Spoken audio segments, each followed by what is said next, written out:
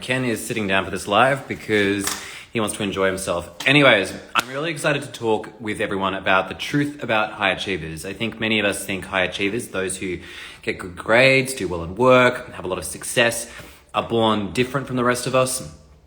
The truth of the matter is that many of us are actually not too different from everyone. We've just had very special, significant circumstances that made things challenging. Anyways, I'm bringing my guest, Grace, on to join this chat today. I'm excited to bring her on because she's an amazing soul with a great story, and it's going to be wonderful to talk all about the truth about high achievement. Grace, hello. How are you? Hello, I'm good. Thank you for having me. I'm very excited to be here and interact with all of you today. Likewise, I'm super excited to have you, especially off the back of our private chat that we had last week, where I was just like, I need more of Grace's fire because it was too much fun. So before we get started, I'd love for you to share who you are, what you do, and also a bit about your history as a high achiever. Sure. So my name is Grace. I run Gracefully Live, which is empowerment, executive performance, and leadership coaching. I have had a bit of an unusual past. I was a child prodigy, and in particular at the piano, and I made my television debut at the age of 3, performing a Haydn C major concerto, and then I made my official professional debut at age 8 with the Homeland Symphony Orchestra and started touring the world after that. I excelled also in other areas of my life, obviously as a prodigy, and I was offered university acceptance at the age of 14, which I declined because I was in the middle of touring and all of that stuff, and ultimately ended up going to Columbia, Juilliard, and Harvard, and toured the world for, I don't know, 2 decades as a concert soloist, and before moving on to other things. So definitely know about the realm of high achievement. Yes. Oh yeah, that's definitely a fairly accurate way of depicting that world. Yes.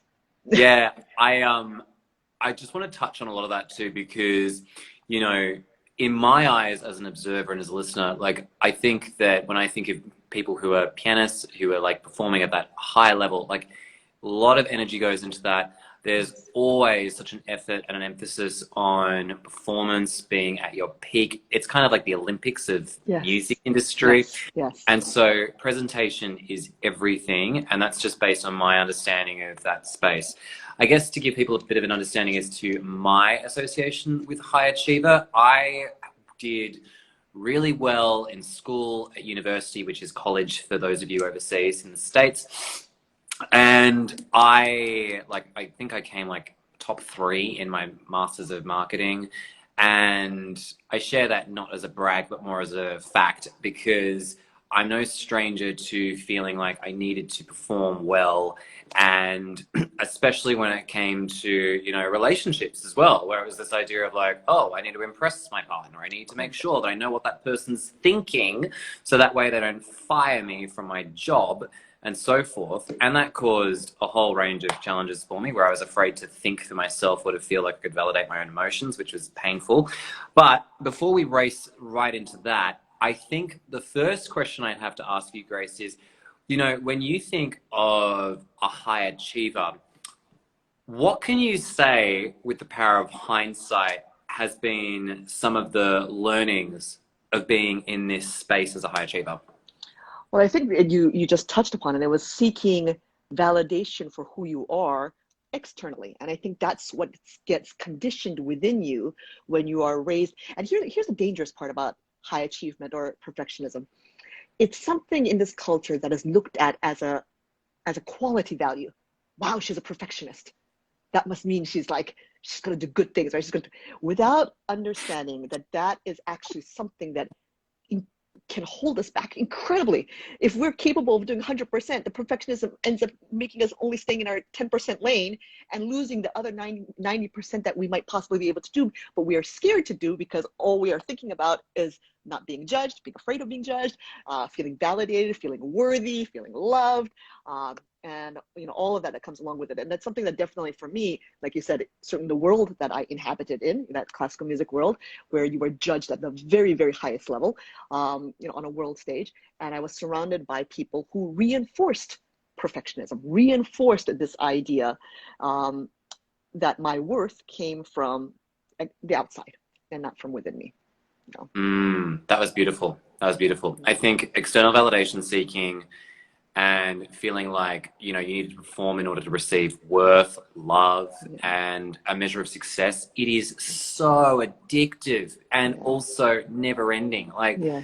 to tap into my history, I remember when I finished my master's, I was expected then to move on to my MBA like that. And I was just like, wait a minute, I haven't even like processed how I'm Yeah. feeling about my like achievements here.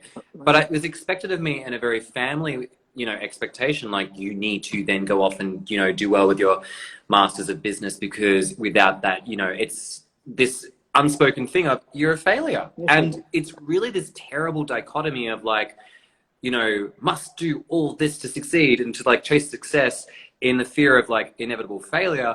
And the horrible thing about it is that it's a race that we can never win, because Yes.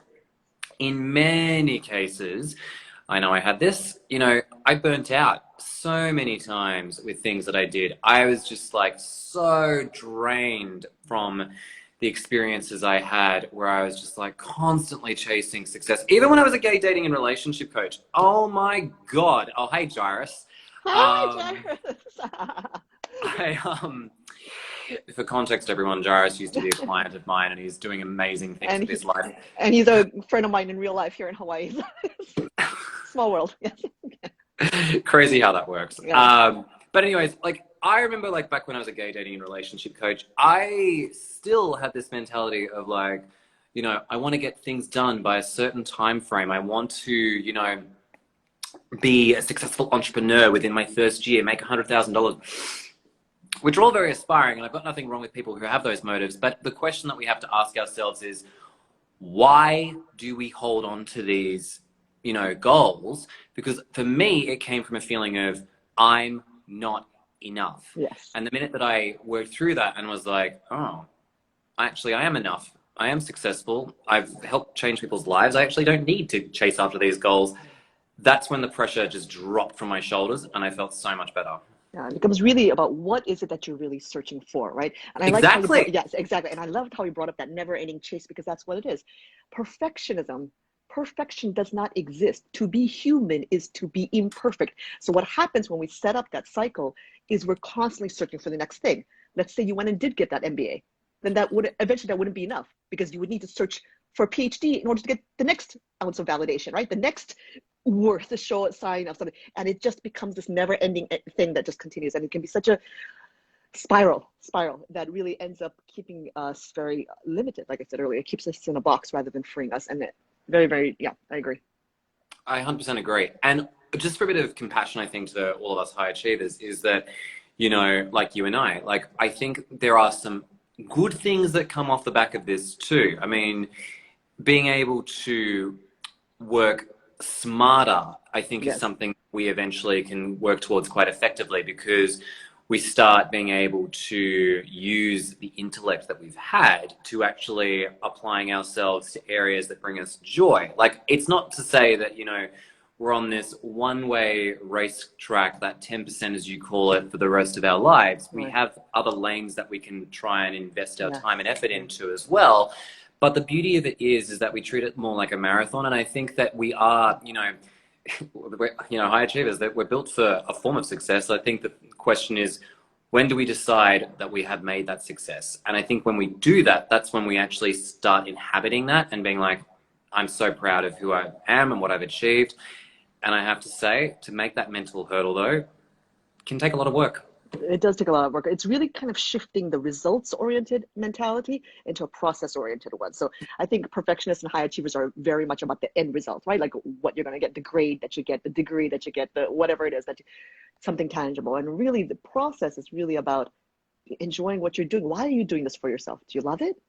Fantastic. If you love it, that's great. It's not about hitting a certain thing, but that balance, because I really think it's about that, finding that balance. Like you said, there are good things about the determination, the discipline, there's a lot of things that are wonderful, that qualities that we can take from having had a background as a high achiever. Yes. However, it's always about finding that balance, because when the reactions are extreme, when we almost kill ourselves to, reach a perfectionistic goal, or we choose not to even pursue it in the first place out of fear. So that's the 0%, 100% mentality, right? And that's extremely yeah, those are extreme responses. It's coming out of fear. When we can find that balance, right, in the middle, where we're enjoying the process, we're not killing ourselves, we know when to pull back, we know when to push forward, we're not hiding out of fear, we're able to keep that. I think that's really kind of the sweet spot. And it's always something that's, you know, ever changing. It's always a process. For me also, because I have that kind of background, I always have to kind of check myself and see like, wait, are you really doing this for the right reasons? And Yeah, your response, is it the right response? Like, where are you at? And I think all of us to have that kind of self-reflection, I think, is a good thing just in general, you know. I 100% agree. I Yeah. 100% agree. And you know what, though? I would say none of this happens in a vacuum. Like, we're not born smarter. We're not born Yes. better than anyone else. I Yes. think the way it's often taught in a very intellect valued society, meaning that, I think that we, for example, I'll give you a bit of an opinion from my view, a very subjective view. Had I met you, Grace, maybe 2 years ago when I was still operating in this mindset, I would have pedestaled you so hard because I would have been like, Oh, oh my God, Grace is like an amazing pianist. oh, She's had this history. She's done all this amazing work for herself. And the reason I share that is because, not that I don't think you're an amazing human being, but because we really, as high achievers, I think, come into this world with an expectation that we need to be successful. So we start looking for other people in this almost sometimes competitive way. We also look for people who, look perfect and who have everything seemingly sorted out, because we as children were made to feel like we're not good enough, and that in the yes. only way to succeed is to work hard for your grades, your performance, whatever it may be. Yes. I love that you brought it because part of this whole journey with perfectionism, I think, and what you mentioned about who you were 2 years ago, I think high achievers tend to give away so much of their power to people they perceive as authority figures, whether that's a teacher, and again, it's from our childhood. We had the parent, we had the teacher, the authority figure, whose validation we needed to get because otherwise we felt worthless without it, right? And so it continues to perpetuate. And I see it even among adult clients and people I work with who are leaders and executives, and they are constantly seeking the approval of whoever they report to, right? In this way that just absolutely hinders them and holds them back. And they're so afraid of that person's judgment of them, that person won't think that they're worthy enough or good enough for the job or good enough to be doing what they're doing. And it can be absolutely debilitating. So it's interesting that you brought it up. Yeah, it's absolutely from our childhood and all of that, you know. Yeah, I love everything you said too. And I think the one thing I'd like to tap on with that too is that, when we're searching for the validation of our caregivers, it's usually out of survival, because Yes, yes. I don't know if this happened in your experience, Grace, but I can vividly remember this. Like, I remember there was a very heavy, I suppose, unspoken rule within my family that we needed to perform well academically. And then I would watch other guys and girls in my class who were behaving badly, and I would think, right, I'm not going to do that because that got them into trouble. So I would do the opposite by behaving well, getting the good grades, doing whatever my teachers would say. And some of those teachers would model very similar behavior as my parents, being very authoritarian, being very controlling, being very restrictive. Doesn't happen all the time in all schools and environments, obviously, but I remember, I was terrified of certain individuals, teachers, when I was younger. I would always do my homework. I would always go out of my way to do well in my projects and assignments. And I would devalue the people who were healthier and made me feel good because, they weren't familiar to me. I was Yes. like, oh, why are you so weird telling me to look out for my health? That's not going to help me in my home environment. I'm just Yeah. going to continue working hard, because if I don't, then the real subconscious thought is I will die. I won't get the love I need Yes. from my parents. I love that so much. For me, it was literally the fear of the public owned me. The public Mm, owned me. I was so afraid of their judgment because I'd been groomed to think that way. Wear this dress, look this way. When you talk to the media, speak this way. Don't miss a note. You have to, you represent, I mean, just everything was controlled by managers, by PR agents, by my parents, by, just countless people who managed me, right? And especially as a child, and thrust into an adult world, it was really just, I didn't have any sense of self, any sense of self-worth. Just everything was as a result of Do I get the standing ovation at the end? Do I get the applause at the end? Did I do well? Did I miss a note? Did I, all those things were my worth. Literally, there was like nothing else. It was just that. So that certainly was it's a very painful thing. And I love that you talked about relationships a little bit because I wanted to talk about that too. It affected all my relationships when I really think about it, kind of growing up, and it's not certainly my romantic ones, but also my friends, the ones that were healthier, that were trying to help, but I couldn't recognize that. Like you said, it wasn't familiar to me because, and so one of my great journeys in kind of moving past all of that was learning how to accept love because I didn't know how to do it. I didn't know what that meant. And love really means someone who sees your internal worth, right? Sees you. It has nothing to do with all the other stuff. And I was so used to people connecting with me or wanting to be near me because of the external stuff that I couldn't even recognize when someone was trying to connect with me on a personal level. So that was a lifelong journey for me. I'm still learning. I'm still figuring it out as I go along. I still am realizing where the walls are, where the walls still need to come down, and where all of that stuff, which are all survival mechanisms, right? Of course, in that environment, I love that. I love that so much. And I'm glad you brought on to relationships because, I mean, obviously as a holistic healing coach, I'm all about talking about helping people really connect with people in a more healthy way. And I think that it's really challenging because if you've grown up as a high achiever, like I said earlier when, I was saying 2 years ago, I would have pedestaled you. That's what we do. We look for perfection in other people and we think that, this person's perfect, they're amazing. How many times have we heard of, our other high achieving mates talk about the amazing partners they found, only to realize a few months down the road they're a narcissist. Yeah. And I do not say that lightly. Like, that is one of the biggest problems in our society, is that we are groomed for more of that because narcissists thrive off, the same kind of thing, the high achievers, the perfectionism, no boundaries, because boundaries are selfish. Right. As a consequence, it's just setting us up for failure because we're constantly looking for, more of the same. And I know in my relationships, like, I think I described this to you last time, like, the biggest breakthrough I had with dating men was when I had when I pulled from my subconsciousness that the kind of guy that I was attracted to was someone who was like tall, good looking, physically athletic, maybe spoke a second language, well off, was a doctor, a lawyer, an accountant.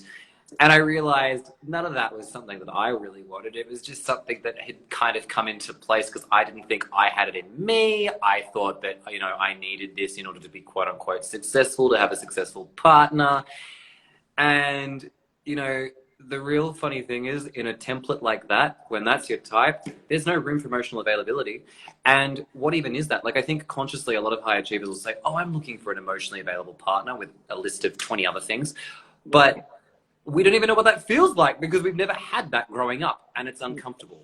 Yes. Oh my God. I love that you went there. Okay. So I love to say on this. So for me, my journey has been really about understanding that where I'm at mirrors in the other person, right? So when I had all my walls up and all the man, I used to make people scale walls that were so high in order to even just get into my life. I would make them go through hoops in order to prove themselves to me.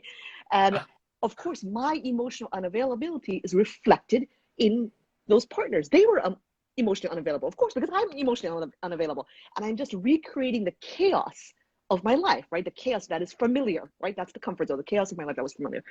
And it wasn't until much, and same with my marriage. When I first got married, I married my ex-husband because he hit the list. He spoke 7 languages. He was from Europe. He was a musician. He's a published poet. He was all these things. Doesn't matter how I actually felt about him, just he hit the list. So I thought, okay, that's who I should be with. And it was, certainly didn't work out, obviously. But what I've realized recently, and this is something I've been talking to with some of my clients as well, who are struggling with relationships. I want to talk about is one thing that I've realized for myself is I know where my walls are. I know what my fears are, right? Once I understand that, I realized that what I needed in a partner wasn't like someone who had a certain kind of job or some kind of income or did that's all nothing. What I needed was someone who would be able to pull me through those walls. So for me, that meant someone who was honest, vulnerable, and who has depth. That's it. Because when they are able to give that to me, then it's like this rope that I can kind of climb over my walls and get through my walls and be able to do that back. And that's the very thing I need to be able to give back. So it's a very interesting, and you're right, it's tied to this sense of external worth. That list that I had was absolutely that someone like me should be someone who hits these things. And it's ludicrous. Yeah. 100%, 100%. And, you know, but I think that we owe ourselves a bit of compassion for looking at that list and being like, well, you know, did it work? Because the answer often is no. Like, I think that that type that we hold on to is part of our conditioning. It's part of, you know, what we grew up with. It's like, well, you know, I'm supposed to like this person, so I should just keep trying at it to see if it works. It's like, yeah, but has it ever worked before? And the answer most often is no. No. And, you know, okay, like if the person's not a narcissist, if the person is like emotionally unavailable, they have patterns of avoidancy, right? Like kind of like what you're experiencing, you know, as you're working through your stuff. The consciousness you need to have to be able to walk through your trauma, your walls, your boundaries, your everything, it's a lot of work. It's like, and I think that's why, you know, I'm very much a proponent of people, you know, in partnership. Like, part of the reason why I'm very particular about this is I don't just say to my clients, I want you to be in a relationship by the time we're done. I'm like, no. I honestly want you to be self-aware by the time we're done. So that way, you know how you show up when a partner makes you feel particular ways. Because if we don't have that, then we just repeat the same dysfunction that we had growing up. And that causes us to just, you know, honestly feel unlovable, lonely, you know, really depressed and a whole range of things. But then, of course, the high achiever in us in these relationships will often think to ourselves, oh, well, you know, I can fix this person. I can save them. I can salvage this relationship. And it's like, no, you cannot. Not unless that person wants to as well. Yes, that's absolutely true. I think one of the big things I really advocate for is that no one, I don't care who, no one can be accountable for someone else. You can only be accountable for yourself. So, you know, when you spend all that time or investing in potential, oh, that's a common one too. Investing in potential, thinking like the potential of something, but he could be or she could be, and then trying to change. Absolutely cannot. The only person who can change anyone is yourself.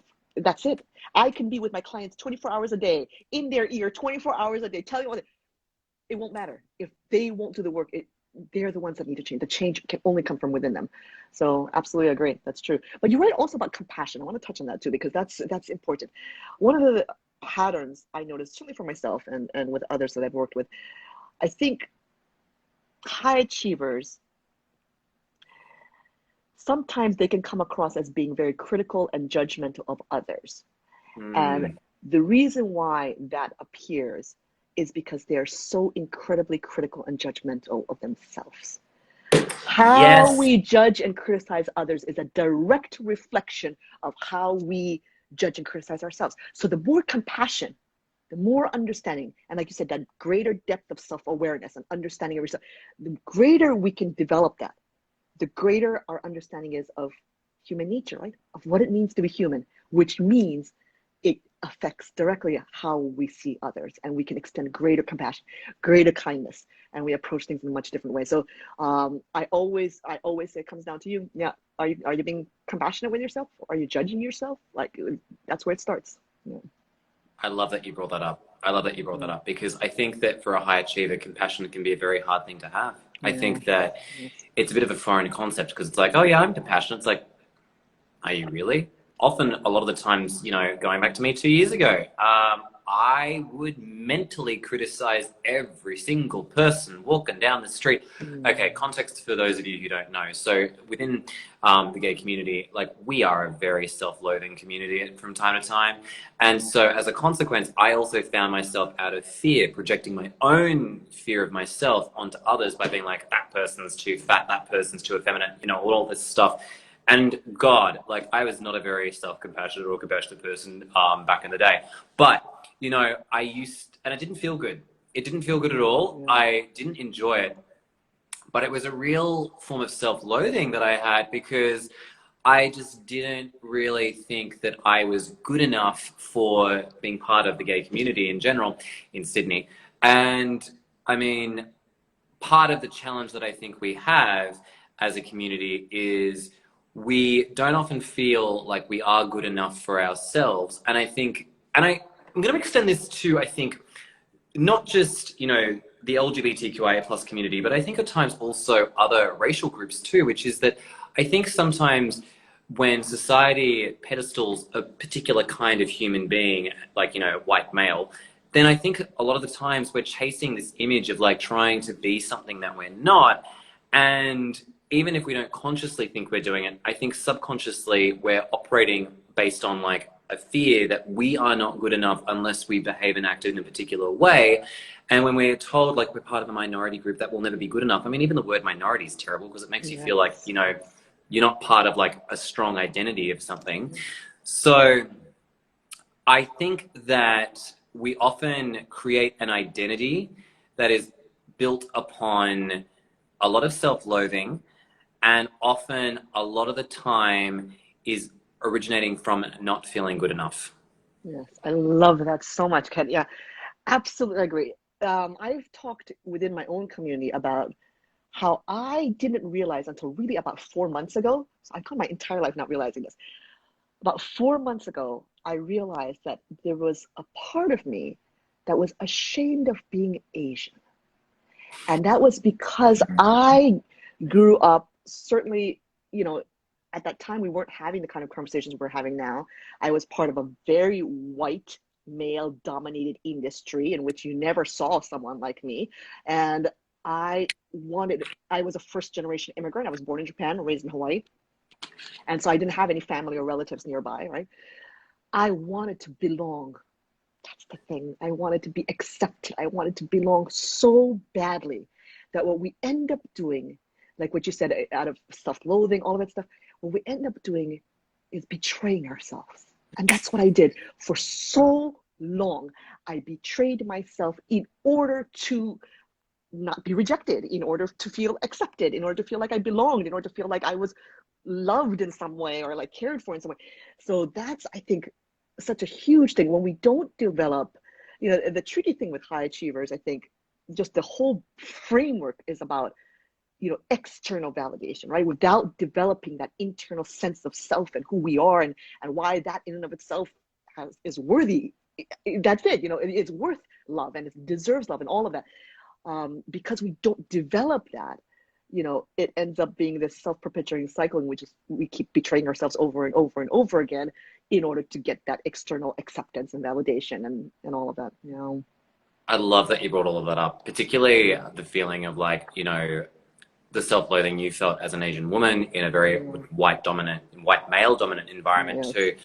And the real question you have to ask yourself in those environments is, do you even like the people that you're around? Exactly. And, you know, it's a hard question to answer because I think many of us in that framework will think, well, you know, they're my boss. Of course I have to get on with them. Of course I have to like them. It's like, do they make you feel good? Well, no. Well, then how do they serve you? Because I don't know, like, obviously in this very flimsy example I'm sharing, it can be very hard to really break through and analyze that, especially when we're so disconnected from our feelings. Yeah. And we hinge our survival on getting the approval of these toxic people. I'm not saying white men are toxic, but I mean like people that we don't necessarily find to be agreeable for context. Because, you know, we, as you said, betray ourselves to get the love of these difficult people. I have met, and I'm guilty of this too back in the day, of who just, you know, they see these individuals. They're like, oh, you know, I need to get this person's attention. I need to like go to this event and they're exhausted. They don't even enjoy the company of these people. They don't even like the individuals. They go out of their way, sometimes distances. I had someone I knew who I would travel 2 hours to see for one party where the people that were there, I felt like I was entertaining most of the time and I was just drained at the end of it. And there would be this expectation that I just come back all the time. It was this tit for tat sort of relationship. And when I really sat with myself and was like, do I even enjoy the company of these individuals? All I do is get drunk. I just don't feel like I got any, there's no respect for my boundaries. And this is when I was starting to really think about boundaries. I just feel tired. I want to do things and I can't because I'm constantly being told, no, we're here to do, you know, this activity. You have to do what everyone else wants to do. And I'm just like, but I don't want to. And then, of course, then the argument is, oh, well, you're being selfish. It's like, really? Yeah. For what? Yeah. Wanting to do things that I enjoy? I'm Yeah. sorry if people get offended. That's not my responsibility to be upholding their emotional bank. So it's, you know, I think being a high achiever, there's a lot of multidimensional aspects to the journey that we're on. And I think liberating ourselves from people's feelings and being liked is a Yeah. huge thing. Yeah, that's big. I like what you said about the exhausting part because performing all the time is exhausting. When you feel like you constantly have to perform in order to get something back rather than just being you, just being without performing something. It's that's an example, I think, again, of that 0-100% extremeness that I was talking about, right? Like where you have to give. I think there's this mentality, especially among high achievers, because you are capable. That's the thing. Because you can do. You therefore must give 100% to like literally every single person you ever encounter in your life, because that's what you're supposed to do, because that's what a high achiever does. That's what, you know, someone with your skills should be doing, right? And rather than doing that, one of the things I work with my clients on is when you talk about boundaries and how do we establish those boundaries. And we talked a little bit about this last time we were on a call about the tier levels, right? To really be very, very clear. So everybody runs their own membership program of their life, right? And I think everyone needs to be very, very clear about where every single person in your life, where they belong. So it's not about judging people. You accept people for who they are, but you put them in the right place in your life, right? So tier 1 people, these should be very few. Like I only have 4 people maybe in my life. These are the people who get 100% of you. These are usually your spouse, your partner, your very best friend, your family, whatever it is, that very core, 100%. Then you got tier 2, usually your social circle, people you hang out with, you know, once in a while, but they don't get the 100% effort that the tier 1 gets. It's unsustainable to give 100% to everybody. So maybe they're like 80%, and then you got tier 3. This is usually where coworkers are, you know, maybe you go out with them like once every 2 months or something to have a drink, you know, at most, right? You don't give them 100%. You don't tell them 100% of your life. You don't give them all that energy. You give them like 40%. So it's really about kind of figuring out, okay, does this deserve 100% or can I just give 2% and it's enough? 10% here, you know, and that applies to tasks, to people, to everything. It's not sustainable just from a human being's like soul to give 100% to every single thing and every single person in your life. It's just not possible. No. 100%. And to touch on that too, like those people that you're giving 100% to, how do they treat you? Exactly. Because if their reactions are such that you have to double over and then do 200% for them as well, I mean, my God, like we're not built for that amount of like energy in the world. And I think, you know, going back to something that you shared before we jumped on here, I think that we really, this is the key thing that I want to say as a consequence of being a high achiever. We often face burnout and we often find ourselves just overextended on things that exhaust us, drain us, people who should not be in that tier 1 category. The way I describe it to my clients is I say, look, you got a hotel, you know, and you got your values for who, you know, is in alignment with you on that top tier, if we call it that. Like, I've only got room for 4 people up there, including myself. I don't have time and energy for more people and more drama. In fact, I don't like drama to begin with because it's draining. And I think that, you know, when it comes to burnout, I think that one of the greatest risks we run is we think, especially as entrepreneurs, we think we can, you know, wear all the hats. We think that we can do everything for everyone. We can try and approve our bosses to try and achieve all these things.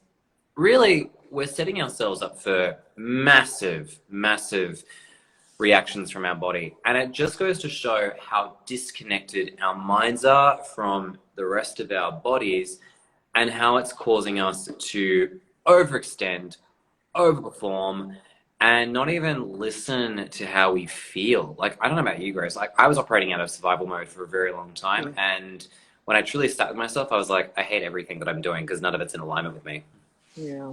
For me, that burnout is, again, with 100% to 0%, right? We drive ourselves to the point where it ends up being zero because we cannot anymore, complete burnout. For me, it's certainly like I was doing 100 concerts a year.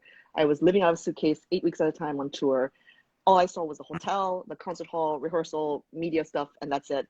Didn't see family, friends, didn't take care of me. I have been hospitalized twice for overworking. And that's Oh, with how disconnected I was from my body. I didn't know what my body was telling me. And so much, certainly, of my growth and my journey over the past several years since walking away from that life was really about reconnecting to ourselves. And because it's there, our higher selves, it's there. But along the way, conditioning, the stuff that we internalize, all of that stuff leads to that disconnect from our bodies, from our own selves, from our voice.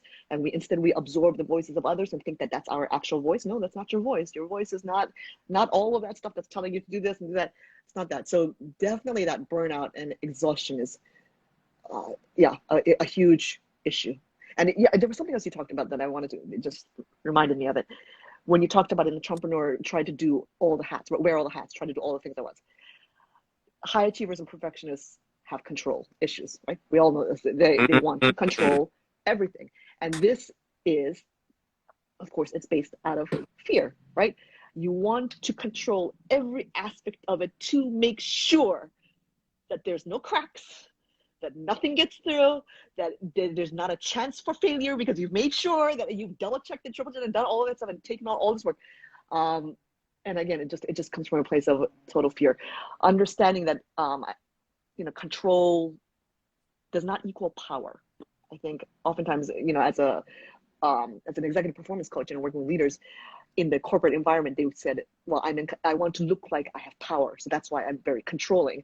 And the challenge is always to get them to see that control does not equal power, and loss of control also does not mean powerlessness.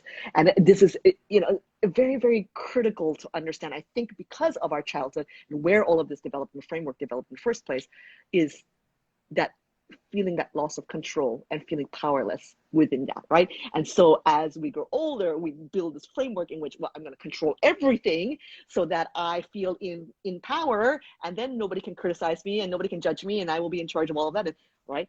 So that's a very interesting sort of dynamic there. Yeah.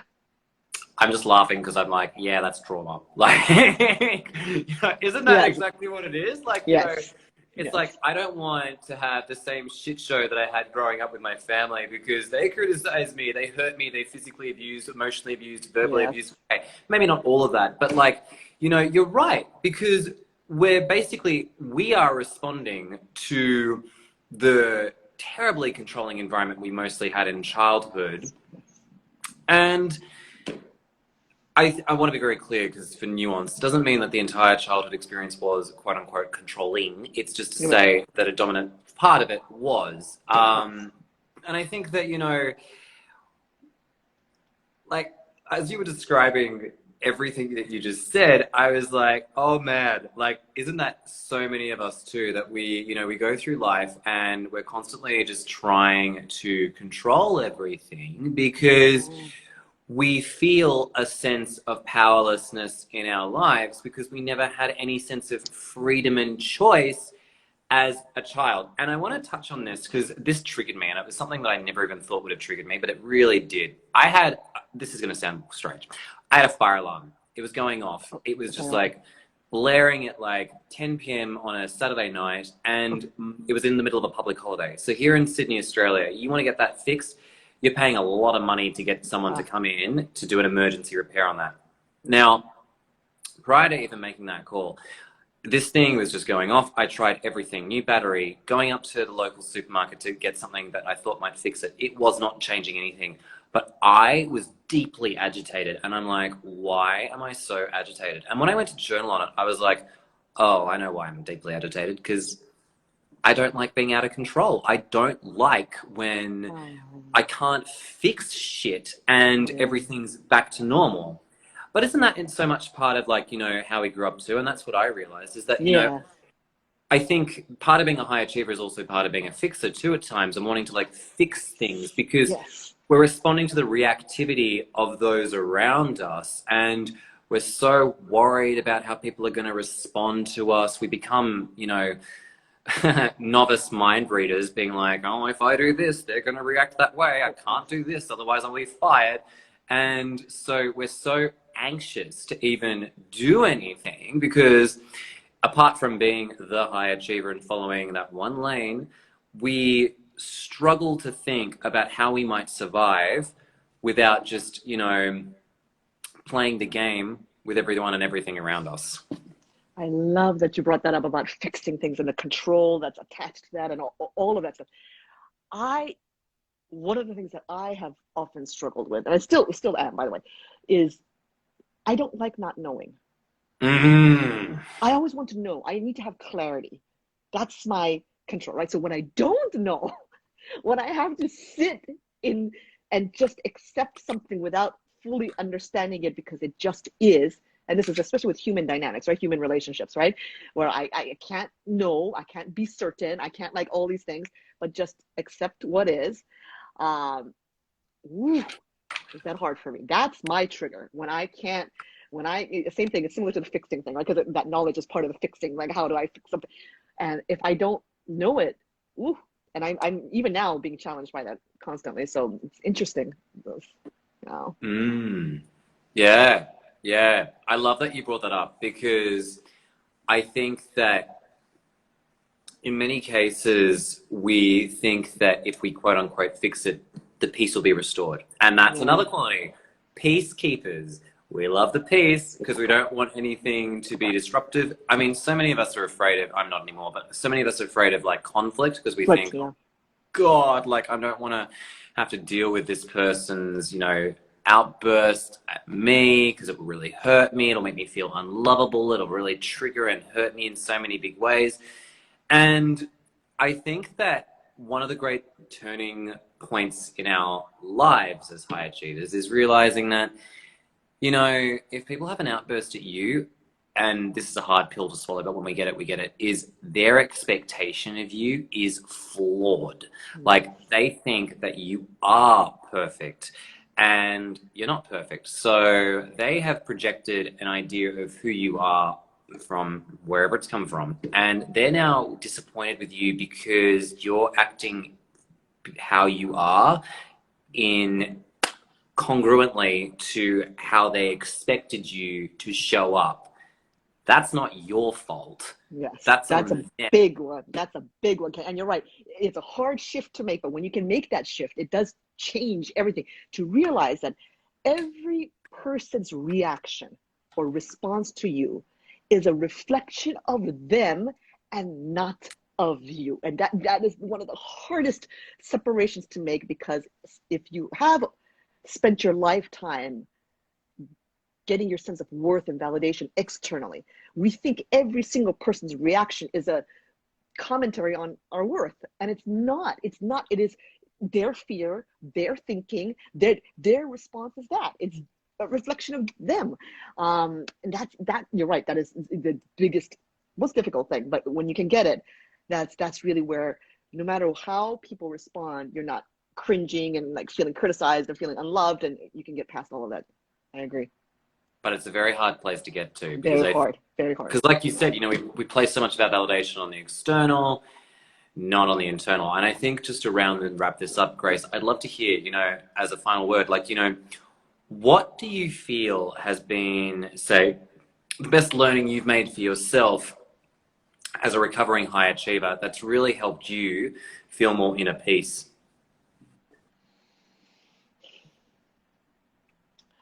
I finally got to the point where I realized that I was not willing to let anyone else own my life. And I Mm. think all of us at some point have to hit that moment when we realize, I'm not going to give away my power to everyone else. This is my one and only life. I'm not going to wait to live it because of someone else, because I'm worried about this, because when I finally understood that, and that really involves this sense of separation from the rest, in the sense that I'm not worried about your judgment anymore. I don't care if you validate me or not. This is my life. If you have a problem with it, that's your problem. That's, that's your thing. It has nothing to do with me. And once I was able to kind of make that separation, that really has been the most empowering thing, I think, in my life.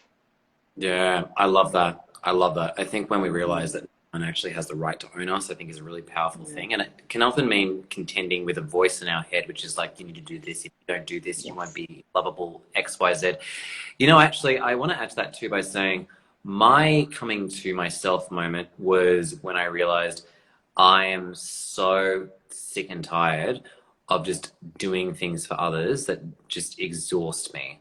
And I don't mean that in like a whimsical way. Like I really felt it. I was reading Eckhart Tolle and New Earth, and this book doesn't always work for everyone. So take it with a grain of salt. But I was like removed in Europe. I was getting over heartbreak, and mentally I was just holding on to so many things. Like, I was trying to maintain the peace with my family. I was trying to do a job which I didn't even enjoy at the time, but I said I did in my head, thinking that it was all going to go somewhere.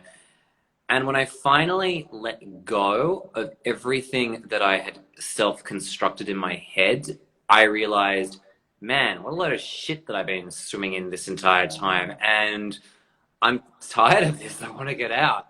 And that's when I started to make real active, progress in being like, no, I've hit my rock bottom. It may not be hospital. It may not be, a massive injury. It may not be a breakup of significance off the back of a long-term relationship. But you know what? It was my rock bottom. And I was like, I'm tired. That's all I feel. I'm just tired. And I don't want to feel tired anymore. I actually want to feel joy. And so I share that because I think that when we accept and actually let go, which is a hard thing to do, especially as you were talking about control, like, oh my goodness, when we learn to do that and just be like, I don't care about this person's reaction. My actual, life is worth more than that. That is the path to freedom.